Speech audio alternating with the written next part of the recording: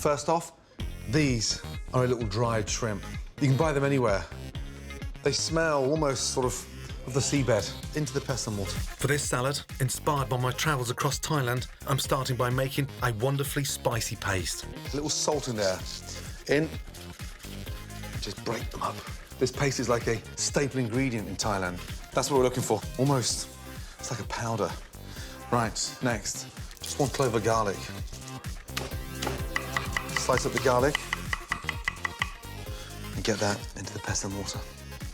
Bird's eye chili, incredibly hot, powerful, but wow, it does give an amazing kick to the paste. In to the mix. Now, a couple of tablespoons of brown caster sugar. That softens the blow with the chili. And then, just to get that nice sour taste, a little bit of hot water into this tamarind paste. It's a really tart but sweet paste. 1 tablespoon in. Fish sauce. Now, it's got that almost sort of pickly smell, slightly salty, but the flavour is intense. 2 tablespoons in. Bring that together and give it a really good mix. Some lime juice in half. Another touch of sort of tartness. So the paste is nice and thick and fragrant, but it's got the heat, the sourness, the tartness. Incredible. Green papaya. Stand it up, give it a little peel. You can find green papaya in local Asian shops and bigger supermarkets. And as it doesn't wilt like more delicate veg, it's perfect for robust salads like this. I'm gonna grate it. And look, that's what I want. These thin slithers. Next, a nice, rich, sweet banana shallot. Nice. Some carrot. Carrot gives it another texture. Now, lift all that and mix it. Finish that off with Thai basil and fresh coriander. Thai basil is a much more fragrant basil. It's stronger and it's slightly thicker as well. Like papaya and tamarind paste, you can get Thai basil in good supermarkets and independent Asian stores, but normal basil works well too.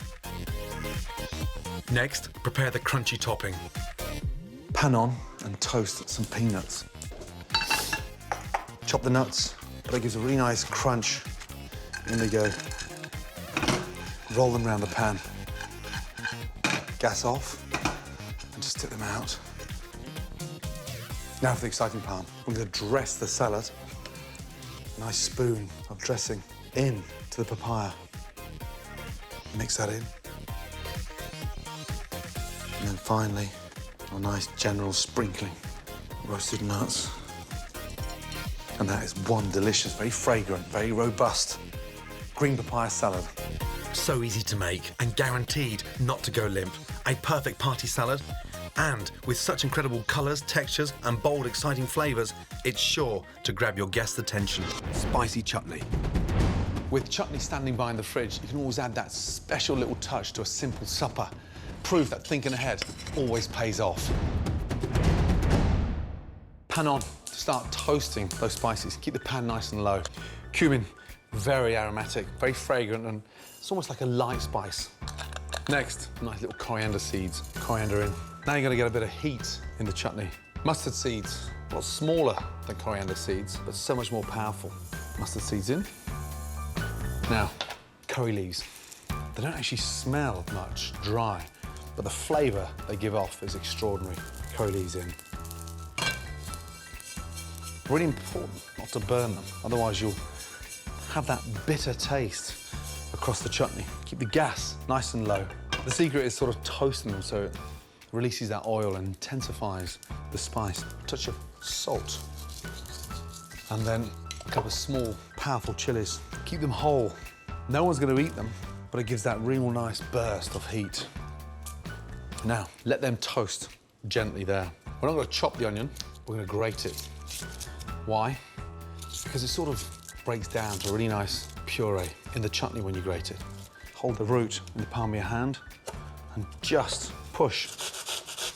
Nice long great. Want those nice long shards. Look, I've almost got a nice sort of onion puree, but it's nice and clear. A touch of olive oil. Spices, nicely toasted, onions in.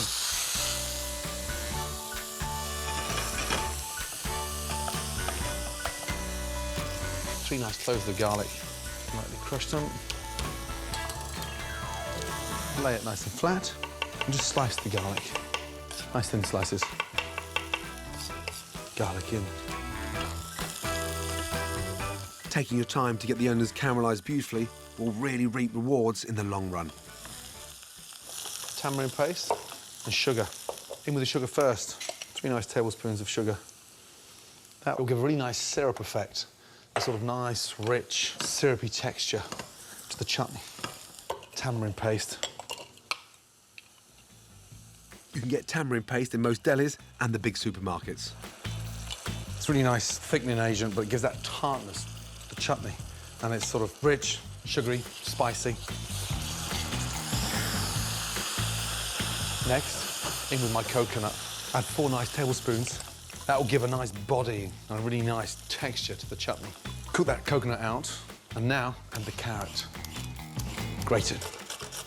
The carrot just gives the chutney a really nice sort of crunch, but it also helps to sort of cool down the spice. Carrots in. The water comes out of the carrot, flavours the chutney beautifully, but gives that nice sort of vibrant, bright colour to it as well. And grating it almost sort of, it cooks instantly, but I want a bit of texture through here. Turn down the gas and just let that simmer for 5 minutes. If the carrots aren't that moist and juicy, then put a couple of tablespoons of water in there to help it along. Now, just cook that out for 5 minutes.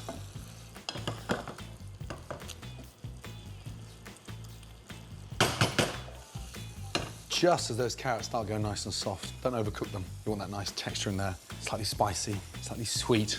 Gas off. Keep those chilies in there. Look at that. It's beautiful. It's nice and gooey, delicious, and ready to go in its jar as that sits in the fridge. Just gets better and better and better. I love to eat this chutney with cold meats or even cold fish, but with ham, it's amazing. It's a really nice way of livening up the ham. Just sort of roll it up. Get a nice spoon of chutney. I mean, it looks fantastic. Chutney onto the plate and serve. And that is a nice little gem in the fridge that is worth prepping in advance for. Vietnamese-style fresh prawn rolls. One of the keys to cooking for crowds is creating the atmosphere and that buzz. Getting your guests to sort of almost get involved and dip in and dip out. This is an exciting, fragrant wrap that is so easy to do. First off, soak the noodles. These are thin glass noodles. Basically, bring the kettle up to the boil and just pour. Just let them steep there for a couple of minutes. The noodles are for my prawn rolls. As they soak, I'm going to make a spicy dipping sauce to go with them. Start off with sugar. We're trying to create that sweet, sour, salty, but a really nice sort of heated sauce as well. Rice wine vinegar, that will dissolve the sugar. Fish sauce, now that's going to give it its saltiness. Next, the chili. I want the seeds left in because I want some power. Chili in, a little bit of garlic. Don't need to chop it too finely, just slice it.